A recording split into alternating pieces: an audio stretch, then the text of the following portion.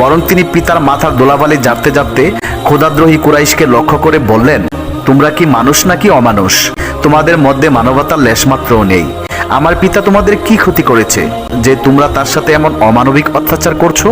যোগ্য পিতার আদর্শবান মেয়ে মা ফাতেমা রাদিয়াল্লাহু তাআলা আনহার তিরস্কারে ক্ষুধাদ্রোহী কুরাইশ জবাব দিতে না পেরে কোনো কিছু না বলে লজ্জিত হয়ে সেখান থেকে চলে গেল।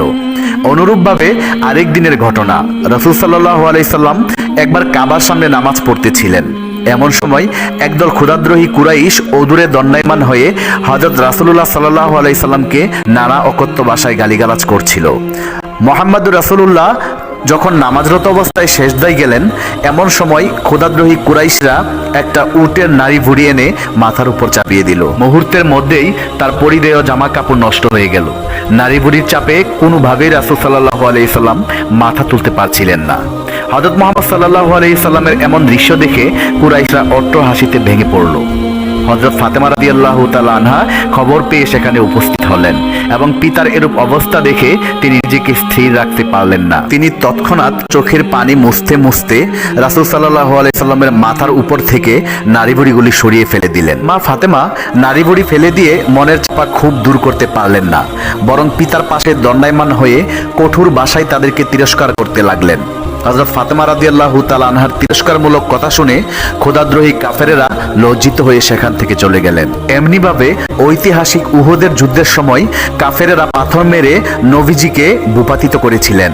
এমনকি পাথরের আঘাতে তার পবিত্র দণ্ড মুবারক ভেঙে যায়। রাসূল সাল্লাল্লাহু আলাইহি সাল্লামের আহত হওয়ার সংবাদ পেয়ে মা ফাতেমা রাদিয়াল্লাহু তাআলা আনহা অস্থির হয়ে পড়লেন। ওই মুহূর্তে তিনি উহুদ ময়দানে উপস্থিত হলেন। হযরত ফাতেমা রাদিয়াল্লাহু তাআলা আনহা উহুদ ময়দানে উপস্থিত হয়ে দেখতে পেলেন তার আব্বাজানের পবিত্র দণ্ড মুবারক এবং কপাল মুবারক হতে অঝরে রক্ত পড়ছে। অজ্ঞান হয়ে তিনি মাটিতে পড়ে আছেন। এমন হৃদয়গ্রাহী দৃশ্য দেখে হযরত ফাতেমা রাদিয়াল্লাহু তাআলা আনহা রাসূল সাল্লাল্লাহু আলাইহি সাল্লামের পবিত্র মাথা মুবারক নিজের কোলের উপর তুলে নিলেন। তার দুচোখ থেকে জর্জর করে পানি পড়ে বক্ষস্থল প্লাবিত হয়ে গেল। ইসলামের বীর সৈনিক হযরত আলী রাদিয়াল্লাহু তাআলা আনহার ডালে করে পানি নিয়ে আসলেন। সেই পানি দ্বারাই ফাতেমা রাদিয়াল্লাহু তাআলা আনহা তার আব্বাজানের ক্ষতস্থান ধৌত করেন, ক্ষত জায়গার মধ্যে প্রলেপ লাগিয়ে দিলেন। এমনিভাবে আরো বহু ঘটনা রয়েছে যে ফাতেমা রাদিয়াল্লাহু তাআলা আনহা তার জীবনে পিতা মাতার বিপদ আপদ দেখলে নিজেকে সুস্থ রাখতে পারতেন না, যার কারণে নবী করিম সাল্লাল্লাহু আলাইহি সাল্লাম তার এই কলিজার টুকরা মেয়েকে প্রচন্ড মহব্বত করতেন। এমনকি রাসূল সাল্লাল্লাহু আলাইহি সাল্লাম সাহাবীদের উদ্দেশ্য বলতেন, আমার কলিজার টুকরা নয়নের মণি হযরত ফাতেমাকে যে কষ্ট দিবে সে যেন আমাকেই কষ্ট দিল, তাকে যে ব্যক্তি রাগান্বিত করলো মনে রাখবে সে যেন আমাকেই রাগান্বিত করে কষ্ট দিল। হযরত ফাতেমা রাদিয়াল্লাহু তাআলা আনহার বোনের বিবাহ হয়ে যাওয়ার পর পিতামাতার সংসারে একমাত্র ফাতেমাই ছিলেন স্নেহ মমতার অধিকারিণী। পিতামাতা উভয়ের স্নেহ মমতা পেয়ে হযরত ফাতেমা রাদিয়াল্লাহু তাআলা আনহা আনন্দে জীবন কাটাতে লাগলেন। কিন্তু তার এই সুখ বেশি দিন স্থায়ী হলো না, কেননা হযরত খাদিজা রাদিয়াল্লাহু তাআলা আনহা বিভিন্ন রোগে শুকে অতিশয় দুর্বল হয়ে পড়লেন। একদিকে বার্ধক্য, অন্যদিকে বিভিন্ন ধরনের রোগ, যার কারণে আস্তে আস্তে তার শরীর দুর্বল হয়ে যায়। মা খাদিজা রোগে আক্রান্ত হয়ে নবীজির সেবা করতে পারছেন না বলে সর্বদা দুঃখ করতেন এবং কান্না ভেজা কণ্ঠে আল্লাহর দরবারে বলতেন, হে আল্লাহ, আমি জীবনের শেষ প্রান্তে এসে উপস্থিত হয়েছি, আমার জীবনের জন্য কোনো মায়া নেই। আমার আফসোসের বিষয় হলো জীবনের শেষ মুহূর্তে রাসূল সাল্লাল্লাহু আলাইহি সাল্লামের চরণ সেবার সুযোগ হতে বঞ্চিত হলাম। আমার মতো হতভাগী নারী এই পৃথিবীতে আর খুঁজে পাওয়া যাবে না। খাদিজা রাদিয়াল্লাহু তাআলা আনহার এমন আবেগ জড়ানো কণ্ঠাভেজা কণ্ঠে কথাগুলো শুনে কিশোরী কন্যা হযরত ফাতেমা রাদিয়াল্লাহু তাআলা আনহা মায়ের হৃদয়ে চাপা কষ্ট অনুধাবন করতে পেরেছিলেন।